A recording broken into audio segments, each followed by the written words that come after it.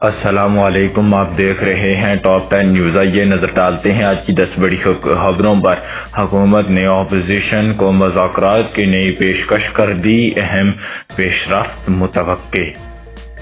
سیاسی کشیدگی کم کرنے کے لیے بیک ڈور رابطے تیز ہو گئے ہیں۔ انٹر بینک میں ڈالر کی قدر میں معمولی اتار چڑھاؤ، روپے پر دباؤ۔ وزیر خارجہ نے معاشی استحکام کے لیے نئی پالیسیوں پر کام شروع کر دیا۔ پیٹرولیم مصنوعات کی قیمتوں میں رد و بدل کا امکان، سمری تیار۔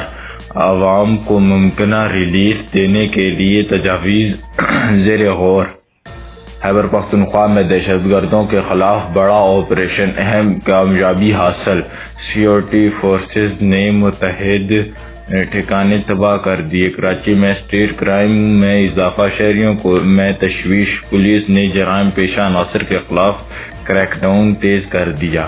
ایران اور مغربی ممالک کے درمیان کشیدگی مزید اضافہ، خطے میں سیکیورٹی خدشات بڑھنے پر عالمی سطح پر تشویش۔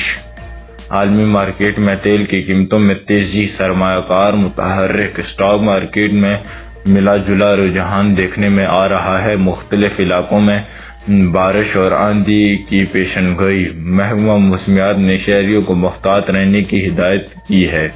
حج 2026 کے لیے درخواستوں پر پروسیکیوشن تیز، کوٹہ مکمل۔ عازمین کے لیے نئی سہولیات فراہم کرنے کے لیے اقدامات جاری ہیں۔ پاکستان ٹیم کی ٹریننگ کیمپس میں فٹنس پر خصوصی توجہ، آئندہ سیریز کے لیے ٹیم کمبینیشن فائنل کرنے پر مشاورت جاری۔ مزید تازہ اپ ڈیٹس کے لیے ٹاپ 10 نیوز کو سبسکرائب کریں۔